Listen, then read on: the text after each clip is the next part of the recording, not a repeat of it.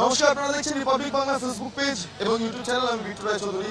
রাজ্য রাজনীতির খবরের পাশাপাশি বিধানসভা নির্বাচন কমিশন সংক্রান্ত খবর নিয়ে প্রতিবার আপনাদের সামনে হাজির হই, কিন্তু আজকে আর হচ্ছি না। তার কারণ আজকে এই মুহূর্তে আমি উত্তরপ্রদেশে রয়েছি। উত্তরপ্রদেশের অযোধ্যা বহুল চর্চিত একটা জায়গা এবং সেখানে রাম মন্দিরের কাজ চলছে, প্রায় শেষ লগ্নে কাজ। আর কয়েকদিনের মধ্যেই রাম মন্দিরের শুভ উদ্বোধন হবে, কিন্তু তার আগে মুহূর্তে প্রস্তুতিটা একবার আমার ভিডিও জার্নালিস্টের মাধ্যমে তুলে ধরবো। এই মুহূর্তে আমার সঙ্গে আমার ভিডিও জার্নালিস্ট সঞ্জয় নাইয়া রয়েছেন এবং তিনি যে ছবিটা দেখাচ্ছেন প্রস্তুতি, তা চোখে পড়ার মতো। প্রথমত, রাম মন্দির উদ্বোধনের আগেই সাধারণ মানুষ সে যে ভিড়টা লক্ষ্য করা যাচ্ছে তা চোখে পড়ার মতো। কারণ প্রচুর মানুষজন তারা এসে এখানে যে আবহটা সেটা অনুভব করতে তারা দূর দূরান্ত থেকে এসেছে। বলা বাহুল্য যে রাম 14 বছর বনবাস কাটিয়ে অযোধ্যায় ফিরেছিলেন এবং রামায়ণ মোতাবেক সেই সময় অযোধ্যা নগরী সেজে উঠেছিল। কিন্তু সাম্প্রতিককালে যে রাজনৈতিক বাতাবরণ তৈরি হয়েছে, প্রায় শতকের পর শতক ধরে দেখা যাচ্ছে যে রাম রাজনৈতিক কারণে বনবাসে ছিলেন এবং আগামী 22 তারিখ অর্থাৎ 22 জানুয়ারি 2024-এ তিনি এই রামরাজ্যে আসবেন, তার মন্দিরে প্রবেশ করবেন। তার এই মন্দিরের অভ্যন্তরে যে গর্ভগৃহ রয়েছে সেখানে রামলালার প্রাণ প্রতিষ্ঠা হবে। অর্থাৎ সেই আনন্দে এবার অযোধ্যা নগরী সেজে উঠেছে এবং সেই সাজার যে প্রস্তুতিটা চোখে পড়ার মতো।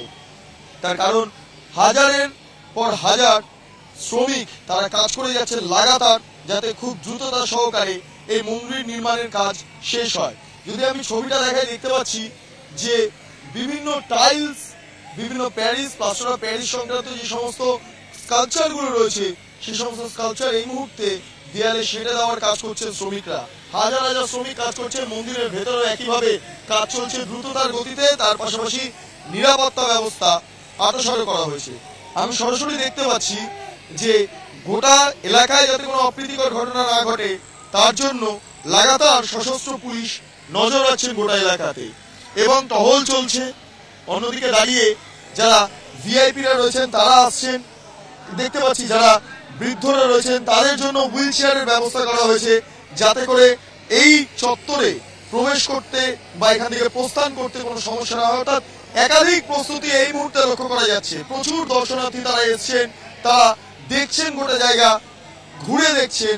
রামলালার প্রাণ প্রতিষ্ঠার দিন তারা আসতে চাইছেন, যদিও সেই ক্ষেত্রে একটা রেস্ট্রিকশন হয়তো থাকতে পারে, তবে আগামী দিনে তারা টেলিভিশনও দেখবেন। প্রচুর মানুষজন দেখতে পাচ্ছি ক্যামেরার মধ্যে তারা হাত নাড়িয়ে যাচ্ছেন। অর্থাৎ তাদের চোখে মুখে যে খুশি, তাদের চোখে মুখে যে আনন্দ, সেই আনন্দ আর থেকে আসি সকলের মুখে। দেখতে পাচ্ছি একজন তিনি দাঁড়িয়ে পড়েছেন ক্যামেরা দেখে এবং कब कहा जा रहे हैं आप? श्री राम मंदिर के दर्शन करके आ रहे हैं। मैं बांग्ला नहीं जानता हूँ, लेकिन मैं इतना ही कहूँगा, प्रभु ने योगी मोदी और अमित शाह भेजे हैं, जो आज सनातन जाग रहा है, हमारी उम्र भी उन पर लग जाए।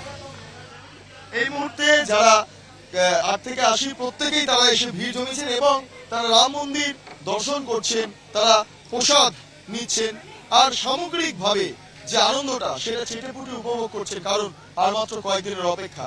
থাকবে এই সংক্রান্ত খবরে, তবে অন্যান্য খবরে চোখ রাখতে অবশ্যই নজর রাখবেন রিপাবলিক বাংলা পর্দায়। কিন্তু কেবলমাত্র রিপাবলিক বাংলা টেলিভিশন স্ক্রিনে নয়, ফেসবুক পেজে নজর রাখতে ভুলবেন না, লাইক করতে ভুলবেন না, ইউটিউব চ্যানেল সাবস্ক্রাইব এবং বেল আইকন ক্লিক করতে ভুলবেন না। নানা ধরনের কন্টেন্ট দেখার জন্য লাইক করুন, শেয়ার করুন আমাদের ফেসবুক পেজ, সাবস্ক্রাইব করুন আমাদের ইউটিউব চ্যানেল। পাশাপাশি অন্যান্য ব্রেকিং নিউজের জন্য অবশ্যই চোখ রাখুন রিপাবলিক বাংলায়।